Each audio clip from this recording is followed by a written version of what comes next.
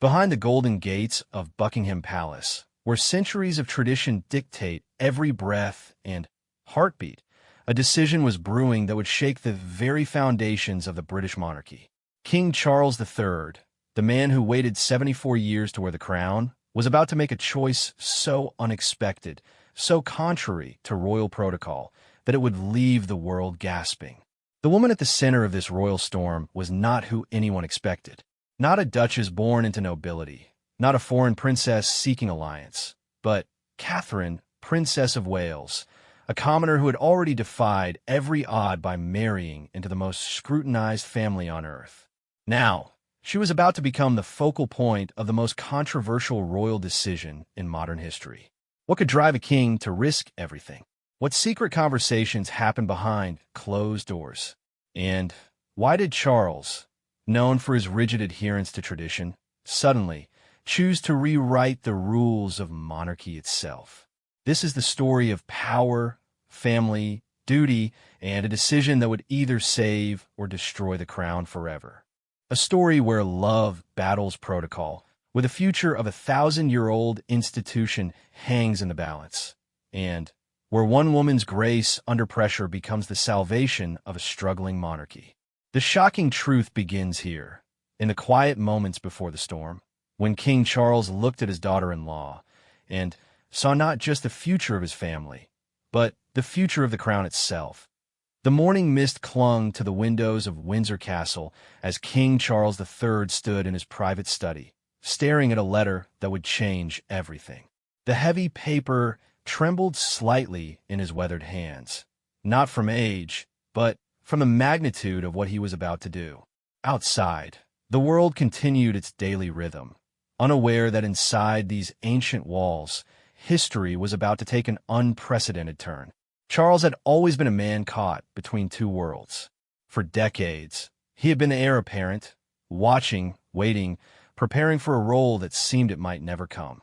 When it finally did, following his mother's passing, he inherited not just a crown, but a monarchy in crisis. The British people's faith in the royal family had been shaken by scandals, divorces, and a changing world that questioned the very relevance of hereditary privilege. The king set down the letter and walked to the ornate mirror that had reflected the faces of monarchs for generations. What he saw was a man bearing the weight of centuries, lines etched deep by years of criticism, failed marriages, and public scrutiny. But there was something else in his eyes now, a determination that surprised even him. Catherine, Princess of Wales, had been scheduled to meet with him that morning about a routine charity engagement. But Charles had other plans. The decision he was about to propose would either be seen as the salvation of the monarchy or its final destruction. As he heard the soft knock on his door, followed by Catherine's familiar voice asking permission to enter, Charles knew there was no turning back. "Your Majesty," Catherine said as she entered, her voice carrying the perfect balance of respect and warmth that had made her so beloved by the British people. She was dressed simply yet elegantly, her brunette hair pulled back in a way that somehow managed to look both royal and approachable. It was this very quality, her ability to bridge the gap between palace and people, that had convinced Charles's decision was right. "Catherine, please sit," Charles said, gesturing toward two chairs positioned by the fireplace. "We have much to discuss." There was something in his tone that made Catherine pause. She had known Charles for over a decade now, first as her boyfriend's father, then as her father-in-law, and finally as her king. She had learned to read the subtle changes in his demeanor, and what she sensed now was unlike anything she had experienced before. "Is everything all right, Your Majesty?" she asked, settling into the chair while maintaining the perfect posture that had become second nature to her. Charles studied her face for a moment. At 41, Catherine had grown into her role as Princess of Wales with a grace that reminded him of his mother in her prime. But unlike the late Queen Elizabeth, who had been born into royalty, Catherine brought something different to the family, a connection to ordinary people that the monarchy desperately needed. "Catherine," he began, his voice measured and deliberate, "I want to speak to you about the future. Not just yours, not just William's, but the future of the crown itself. The princess felt her heart rate quicken. Conversations about the future of the monarchy were not taken lightly within the royal family. Every word, every decision carried implications that could ripple through generations. For months, I've been watching you, Charles continued. I've seen how you handle yourself under pressure, how you connect with people from all walks of life, how you've adapted to this role without losing yourself in the process. Most importantly, I've seen how the people respond to you. Catherine remained silent, but her mind raced. Where was this conversation leading? The monarchy is facing challenges your generation will inherit, Charles said, standing and walking to the window. Trust in the institution has never been lower. The younger generation questions our relevance, our right to exist in modern society. The government grows weary of supporting us financially, and Republican movements gain strength daily. He turned back to face her, and Catherine saw something in his expression that she had never seen before: vulnerability. I've made mistakes, Catherine. My marriage to Diana was a disaster that played out in public. My relationship with Camilla was seen as a betrayal by millions. The way Andrew's situation was handled damaged us further. The questions surrounding Harry and Meghan's departure created more divisions. With each scandal, each misstep, we lose more of the people's trust. Catherine listened intently, understanding that this was more than a conversation. It was a confession from a king to his daughter-in-law. But you, Charles said, his voice growing stronger, you represent something different. You're not tainted by past mistakes. You didn't grow up in the palace bubble. You understand what it's like to live as an ordinary person because you were one. You've shown that you can be royal without losing your humanity. The weight of his words settled over the room like a thick blanket. Catherine felt the magnitude of whatever was coming, and she braced herself. The polls consistently show you as the most trusted member of the royal family, Charles continued. Your approval ratings exceed mine, William's, even surpass what my mother's were in her later years. The people see in you what they want the monarchy to be: modern, relatable, dedicated to service rather than privilege. Catherine finally found her voice. Your Majesty, I'm honored by your confidence in me, but I'm not sure where this is leading. Charles returned to his chair, leaning forward with an intensity that commanded her full attention. I want to make an announcement that will shock the world, Catherine. I want to officially designate you as my chosen successor. The words hung in the air like a thunderclap. Catherine felt the blood drain from her face. This wasn't just unprecedented, it was revolutionary. But that's not how it works, she stammered. William is your heir. The line of succession is established by law, by centuries of tradition. Traditions can be changed, Charles replied firmly. Laws can be altered. Parliament has the power to modify the succession if the monarch requests it and provides compelling reasons. I believe I have those reasons. Catherine's mind reeled. What about William? What about my children? This would devastate the natural order of everything. Charles leaned back, and for the first time in the conversation, he smiled. Not with joy, but with the satisfaction of someone who had anticipated every objection. William and I have discussed this at length. Initially, he was resistant, as you might imagine. But when I explained my reasoning, when I showed him the data, the polling, the analysis of where the monarchy needs to go to survive, he began to understand. I don't understand any of this, Catherine said, her voice barely above a whisper. The monarchy is dying, Catherine, Charles said bluntly. Not today, not tomorrow, but it's bleeding support with each passing year. The Republicans grow bolder. The Commonwealth nations question their ties to the crown. Even loyal subjects wonder if we're worth the cost. He stood again, beginning to pace, a habit Catherine recognized as his way of working through complex problems. William is a good man, a devoted father, a dedicated royal. But he's also seen as part of the old guard now, despite his relatively young age. He grew up in the palace. He's never known life outside this bubble. The public sees him as privileged, out of touch, despite his best efforts. Catherine wanted to protest, to defend her husband, but she found herself listening instead. You on the other hand, represent transformation. You've proven that someone can come from outside the system and not just adapt to it, but improve it. You've shown that royal duty doesn't require abandoning authenticity. Most importantly, you've demonstrated that the monarchy can evolve without losing its essential character. The king stopped pacing and faced her directly. I believe that announcing you as my successor would electrify the Commonwealth. It would show that the monarchy is willing to make bold decisions for the good of the institution. It would capture the world's attention in a positive way for the first time in decades. Catherine felt overwhelmed by the implications. The constitutional crisis this would create, the legal challenges, the family divisions, all surmountable, Charles replied. The government would initially resist, but they're pragmatic above all else. If they believe this decision strengthens the monarchy's future, they'll support it. The legal framework exists to make such a change. It simply requires unprecedented circumstances, which I believe we face. And the family? Catherine asked quietly. Charles's expression softened. That's more complicated, and would likely support it. She's always believed in modernizing the institution. Edward and Sophie would follow my lead. Andrew, well, Andrew's opinions carry little weight these days. The real question is whether you can handle the pressure this would create. Catherine sat in stunned silence, processing the magnitude of what was being proposed. To skip over William, to abandon centuries of male primogeniture tradition, to place a former commoner at the head of the monarchy, it was almost unthinkable. Why me? She finally asked. Why not simply work to improve William's image? Why not wait for George to come of age? Charles returned to his seat, his expression growing even more serious. Because we don't have time, Catherine.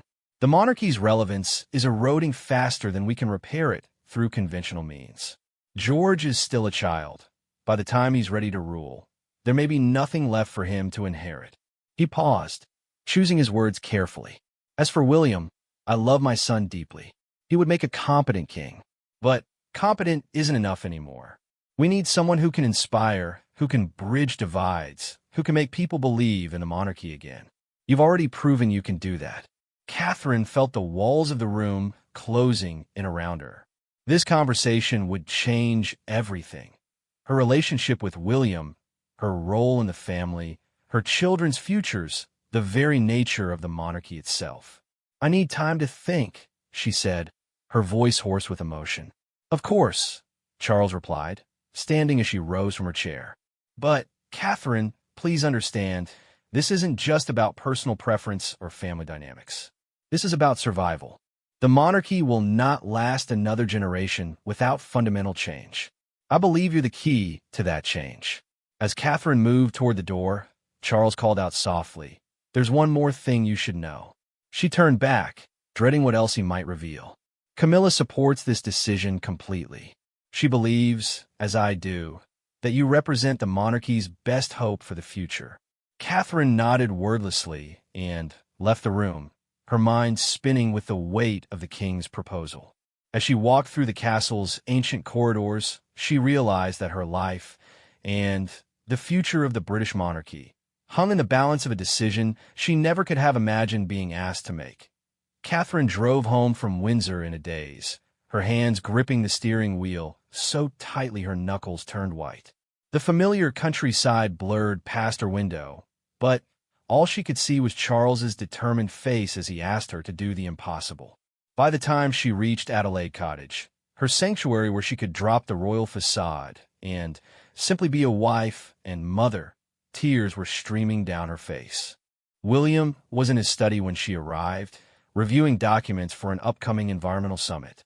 He looked up as she entered and immediately set aside his papers. After 13 years of marriage, he could read her moods like a familiar book, and what he saw now alarmed him.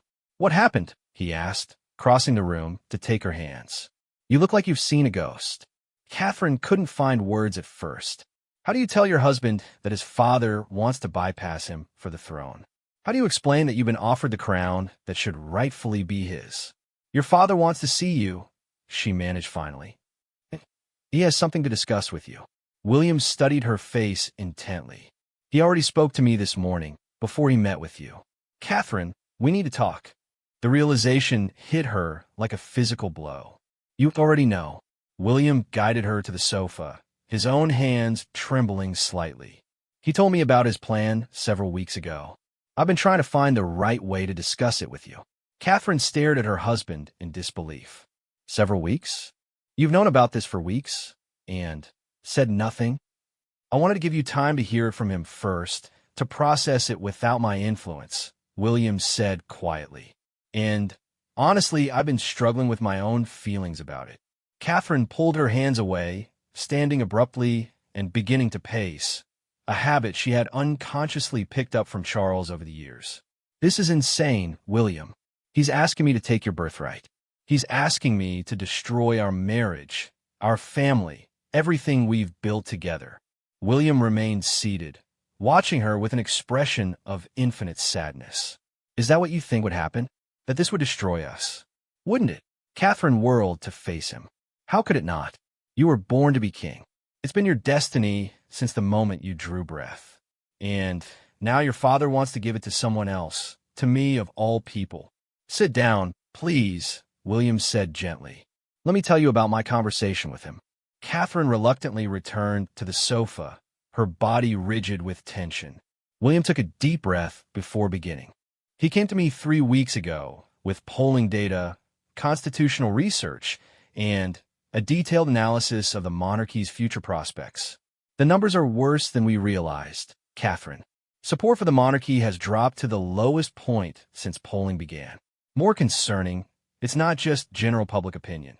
It's young people who will decide our fate in 20 or 30 years. He reached for a folder on the coffee table, opening it to reveal charts and graphs. Look at this. Among people under 35, only 38% believe the monarchy should continue. Among teenagers, that number drops to 25%. The Republican movement isn't some fringe group anymore. It's gaining mainstream support. Catherine studied the data with growing alarm. But surely this can be improved with better public relations, more engagement. We've tried that, William said, his voice heavy with frustration. We've modernized our image, increased our charitable work, been more accessible than any generation of royals before us. And still, the numbers continue to decline. He turned to another page showing international data. It's not just Britain. Australia is seriously considering becoming a republic. Canada's support for the monarchy is at an all-time low. New Zealand's already begun the process of removing royal symbols from their government buildings. The Commonwealth is fragmenting. Catherine felt a chill that had nothing to do with the temperature. So your father's solution is to throw tradition out the window and install me as his heir. His solution is to make a bold gesture that captures the world's attention and demonstrates that the monarchy can adapt to survive, William corrected. And, Catherine, the polling on you specifically is remarkable. William turned to yet another section of the folder. Your approval rating is 68%, higher than any member of the royal family has achieved in decades. More importantly, among young people, you score 74% approval. Among working-class voters, who have traditionally been skeptical of the monarchy, you score 61%. Catherine stared at the numbers, overwhelmed by their implications. But I'm not ready for this. I never wanted to be queen regnant. I was prepared to support you as king, to be your queen consort, but this, nobody is ever ready to rule, William said softly. My grandmother wasn't ready when she became queen at 25. My father wasn't ready when he became king at 73. But sometimes circumstances force us into roles we never imagined. Catherine looked at her husband searchingly. How can you be so calm about this? This is your inheritance we're discussing. William was quiet for a long moment, and when he spoke, his voice carried a pain he had been hiding. Because I've come to realize that being king isn't about what I want or what I'm owed. It's about what's best for the institution and the people it serves. He stood and walked to the window overlooking their garden, where their children often played. I've watched you over the years, Catherine. I've seen how naturally leadership comes to you, how people respond to your presence. You have something I don't, a connection to ordinary people that I can't replicate no matter how hard I try. Catherine joined him at the window, her heart breaking at the resignation in his voice. That's not true, William. You're going to be an excellent king. Perhaps, he said, not looking at her. But will I be the king the monarchy needs to survive? The data suggests otherwise. They stood in silence, watching their children play in the garden with their security detail nearby. George, Charlotte, and Louis were laughing as they chased each other across the lawn, blissfully unaware that their parents were discussing a decision that would reshape their entire futures. What about them? Catherine asked finally. What about our children's futures in all this? William smiled for the first time since the conversation began. George would still be my heir, which means he would eventually inherit from you rather than from me. Charlotte would retain her place in the line of succession. Louis as well. The only thing that would change is the timing and the path to the throne. But the precedent it sets. Catherine protested. Is that merit and capability matter more than birth order? William finished. Is that really such a terrible message to send? Catherine turned away from the window, unable to reconcile the enormity of what was being proposed with a normal family scene playing out in their garden. The press will be merciless. The criticism will be unprecedented. They'll tear us apart. They're already tearing us apart, William reminded her. At least this way, we're making a proactive choice rather than simply reacting to events. A knock at the door interrupted their conversation. One of their private secretaries entered with an urgent expression. Your Royal Highnesses, forgive the interruption, but we've received word that there's been a leak to the press. Catherine felt her blood turn to ice. What kind of leak? The Daily Mail is preparing a story about private conversations between His Majesty and Your Royal Highness. They claim to have a source close to the royal family who confirms discussions about succession changes. William and Catherine exchanged alarmed glances. If word of Charles's proposal became public before they had made any decisions, it would create a constitutional crisis unlike anything Britain had seen in centuries. How much do they know? William asked grimly. Their headline is reportedly King Charles's secret plan to crown Kate. They claim to have details about private meetings and discussions of changing succession laws. Catherine sank into a chair, overwhelmed. This is a disaster. We haven't even decided anything yet, and it's already spiraling out of control. William immediately went into crisis management mode, a skill he had developed through years of royal scandals and public relations nightmares. Contact the King's private office immediately. We need an emergency meeting of the senior royals. And get our communications team on standby. We may need to issue a statement. The secretary nodded and hurried out, leaving William and Catherine alone with the magnitude of their situation. It's out of our hands now, William said quietly. Once this story breaks, we'll be forced to make a decision whether we're ready or not. Catherine looked at her husband with a mixture of love and desperation. What do you want me to do, William? Tell me what you truly want. Not what you think is best for the monarchy or the country, but what you want for us, for our family. William sat beside her, taking her hands in his. I want you to be happy. I want our children to have a future where the monarchy still exists for them to be part of.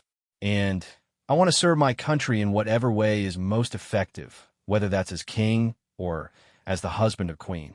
Catherine searched his eyes for any trace of resentment or regret, but found only love and determination. And if I say no, if I refuse this completely, then we face the consequences of that choice, William replied. But, Catherine, I need you to understand something. This isn't just my father's wish or some political calculation. I believe you would be an extraordinary queen. I believed it for years, even before this conversation ever began.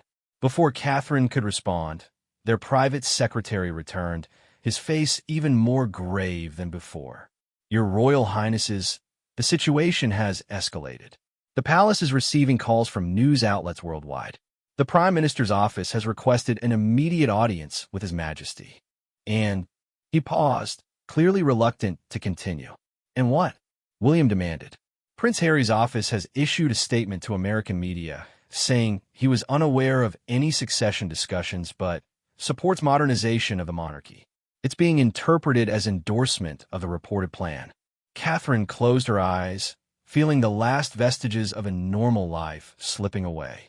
Within hours, this private family discussion had become an international sensation that would dominate headlines around the world. "There's no going back now, is there?" she asked quietly. William squeezed her hands. "There rarely is in our family. The question now is whether we control the narrative or let it control us." Catherine opened her eyes and looked at her husband, really looked at him. She saw the man who had loved her since university, who had waited years to propose because he wanted to be sure she understood what royal life would entail, who had protected her and their children from the worst excesses of public scrutiny. She also saw a future king wrestling with the possibility that his greatest act of service to his country might be stepping aside for someone else. "I need to call your father," she said finally. William nodded. "He's waiting for your call." As Catherine reached for her phone, she realized that whatever decision she made would echo through history. The conversation with Charles had been the beginning. Now came the moment when theory became reality, when private family discussions became public constitutional crisis, and when a former commoner for Berkshire would have to decide whether to accept or reject the crown of England. The emergency family meeting convened at Buckingham Palace at 8 o'clock that evening, in the same room where King George VI had abdicated decades earlier. The irony was not lost on any of them. Charles sat at the head of the ornate conference table, his expression grave but determined. To his right sat Camilla, offering silent support through her presence. Princess Anne was characteristically direct in her assessment, while Prince Edward and Sophie exchanged worried glances throughout the discussion. Catherine entered the room feeling as though she were walking to her execution. Every eye turned to her as she took her seat next to William, who had barely spoken during the drive to the palace. The weight of the world's attention pressed down on her shoulders like a physical force. "The media circus has begun," Charles announced without preamble. Within the last 4 hours, this story has become the lead item on every major news network globally. The BBC has interrupted regular programming for special reports. CNN is running a 24-hour live coverage banner. The palace switchboard has been overwhelmed with calls from journalists, government officials, and world leaders, and leaned forward, her voice cutting through the tension with typical efficiency. "The question is no longer whether this is a good idea. The question is how we manage the crisis that's already begun." Catherine finally found her voice. "Perhaps I should simply issue a statement declining any consideration of succession changes. That would end the speculation immediately." "Would it?" Camilla asked gently. "The story is already out there. Denying it now might actually make things worse. The press would spend months digging for proof that the meetings happened, analyzing every public appearance for signs of tension within the family." Charles nodded grimly. "Camilla's right.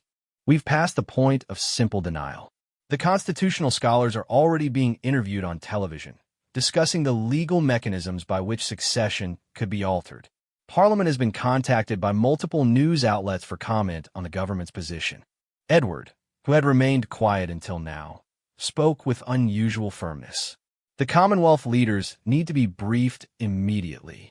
If they hear about this first from the media rather than through official channels, it could be catastrophic for our relationships with those nations." "I've already begun those calls," Charles replied. The reactions have been mixed. The Canadian Prime Minister was intrigued, but cautious. The Australian Prime Minister expressed concern about constitutional implications. New Zealand's reaction was surprisingly positive, with their Prime Minister noting that such a change might reinvigorate support for the monarchy among younger New Zealanders. Catherine listened to this discussion of her future with growing surrealism. Less than 12 hours ago, she had been planning a routine charity engagement. Now world leaders were being briefed about the possibility of her becoming queen. "What about the legal challenges?" William asked, speaking for the first time since arriving. "Constitutional experts are already saying this would require unprecedented parliamentary action." Charles had clearly anticipated this question. "I've been in consultation with the government's top constitutional advisors for weeks. The process would be complex, but not impossible.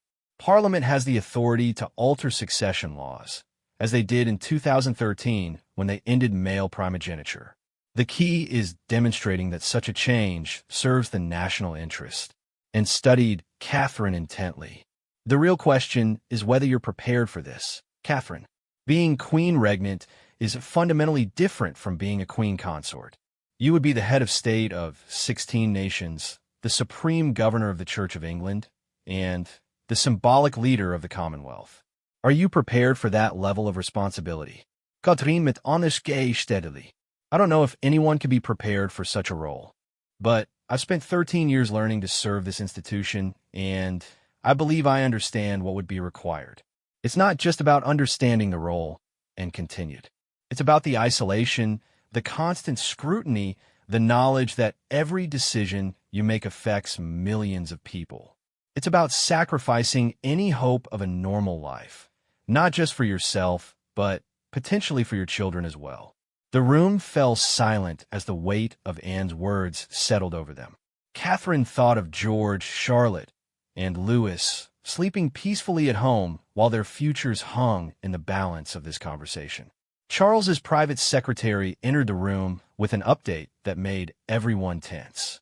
Your Majesty, the Prime Minister is requesting an emergency meeting for tomorrow morning. Additionally, the Speaker of the House of Commons has indicated that if the palace makes any formal announcement regarding succession changes, Parliament will need to be recalled from recess for an emergency session. Catherine felt the momentum building around them like an avalanche. This is moving too fast. We need time to consider the implications properly. Time is a luxury we no longer have, Charles replied. Every hour we delay making a decision allows speculation to fill the void. The longer this uncertainty continues, the more damaging it becomes to the institution. Sophie, who had been quietly observing, finally spoke. What does the public polling say about this specific scenario? Not about Catherine's general popularity, but about public support for changing the succession in her favor. Charles's secretary consulted his tablet. The first emergency polls were conducted this afternoon. Results show 46% support for considering succession changes if it would strengthen the monarchy's future, 37% opposed, and 17% undecided. However, support rises to 53% among voters under 40. Catherine absorbed these numbers with mixed emotions.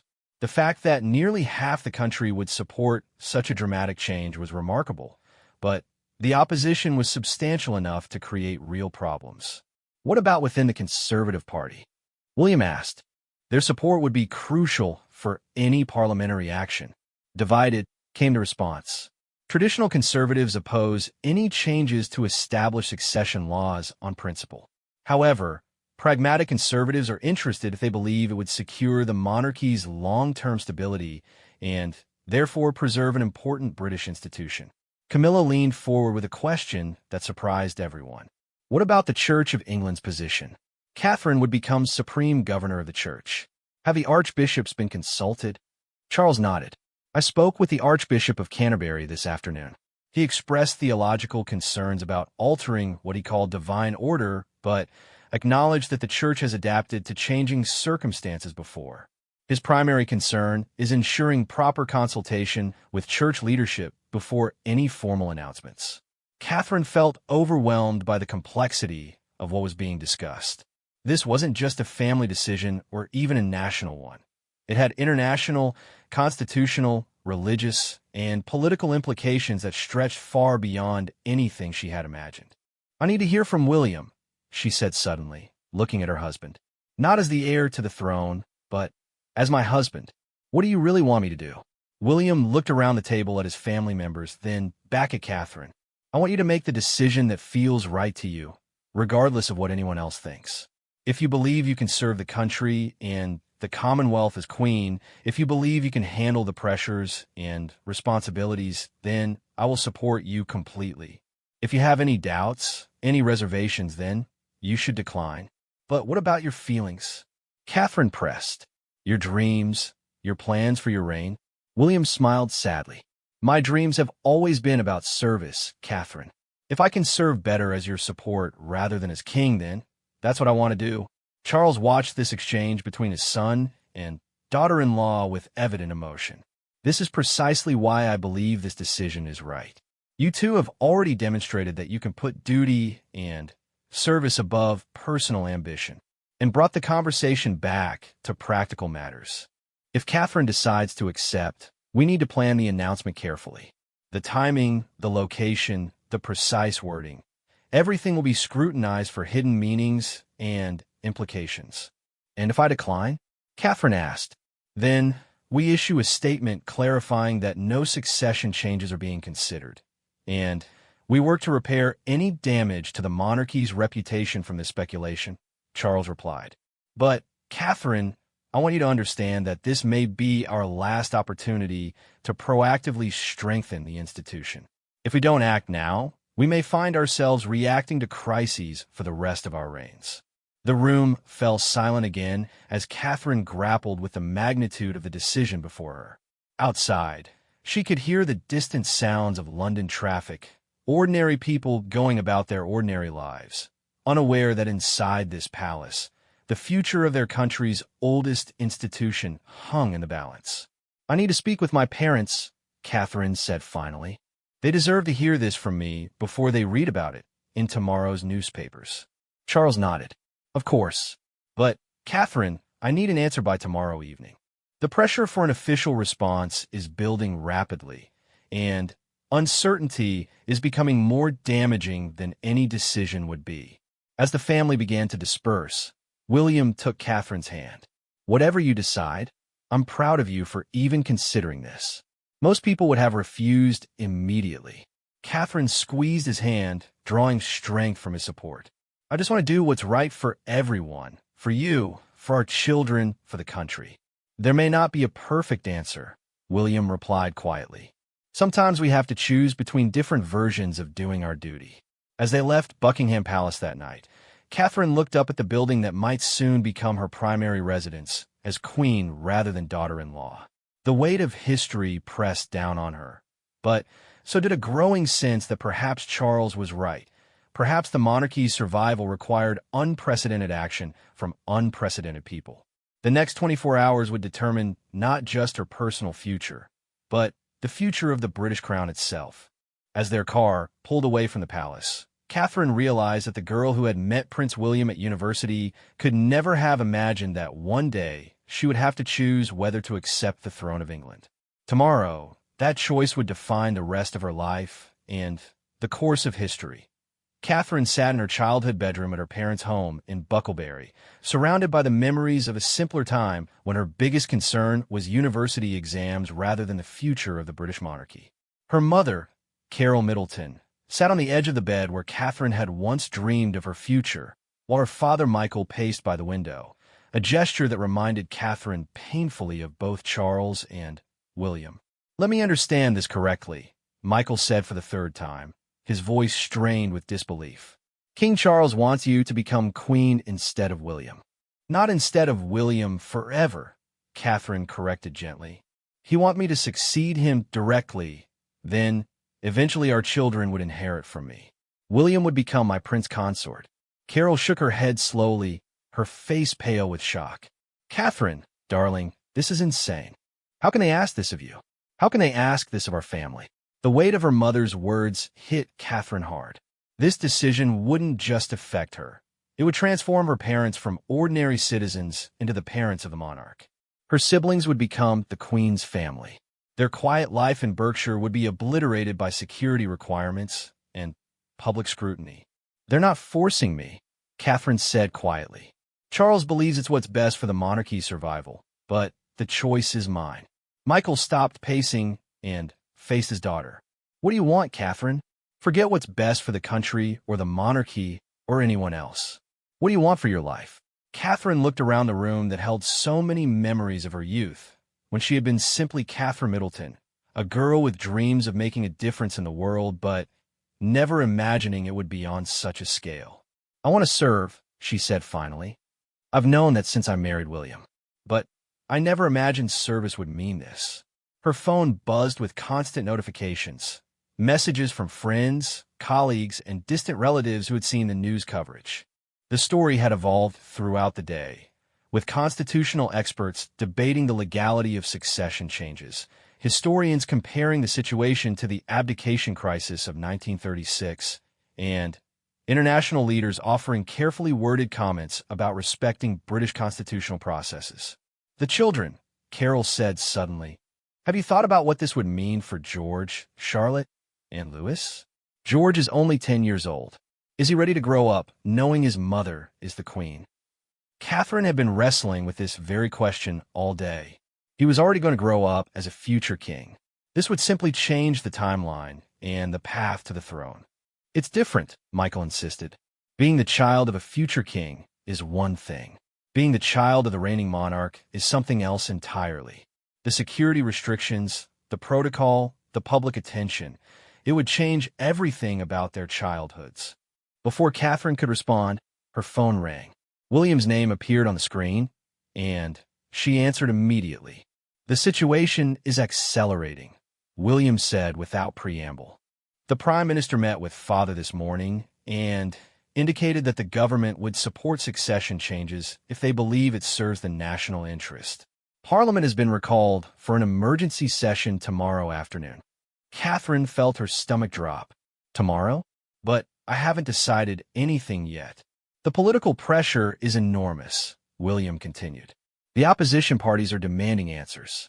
The Scottish National Party is claiming this uncertainty proves the monarchy is unstable and strengthens their case for independence.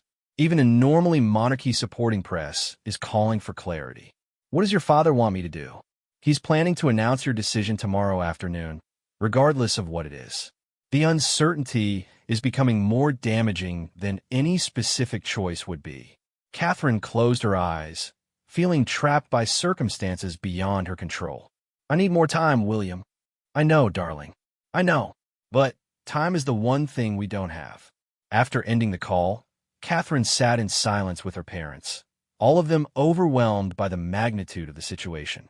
Finally, Carol spoke with the practical wisdom that had guided the family for years. "Catherine, you spent 13 years preparing for royal life.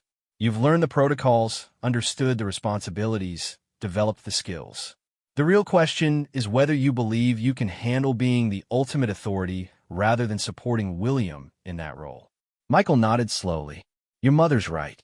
This isn't really about whether you're qualified. You've proven that repeatedly. This is about whether you want the responsibility and whether you believe it's the right thing for the country." Catherine stood and walked to the window, looking out at the garden where she had played as a child. Security officers were now stationed throughout the property, a stark reminder that her days of privacy were already numbered regardless of her decision.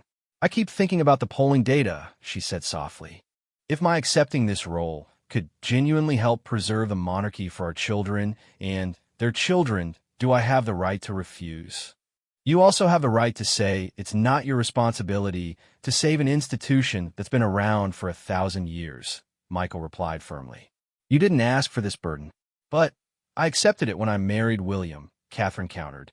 "I knew I was committing to serve the monarchy for the rest of my life. I just thought that service would look different."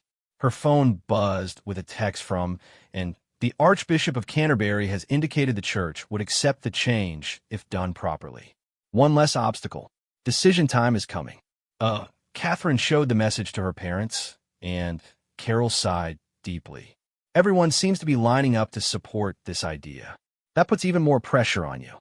Or it suggests that people who understand the situation better than we do believe it's the right choice, Catherine replied, surprising herself with the certainty in her voice. Michael studied his daughter carefully. "You're leaning toward accepting, aren't you?" Catherine considered the question honestly. "I think I am. I keep trying to imagine refusing, and all I can see are the consequences, the speculation, the instability, the missed opportunity to modernize the monarchy when it desperately needs modernization. And when you imagine accepting," Carol asked gently, "I see an enormous challenge that terrifies me. But I also see the possibility of making a real difference, of preserving something valuable for future generations, of proving that the monarchy can evolve to remain relevant." The conversation was interrupted by the arrival of Catherine's private secretary, who had been coordinating with the palace throughout the day. Her expression was urgent. "Your Royal Highness, I have several updates. First, the international reaction has been largely positive. The European monarchies have indicated they would view this as a bold modernization rather than a constitutional crisis. Second, the latest polling shows support for the change increasing as more details emerge.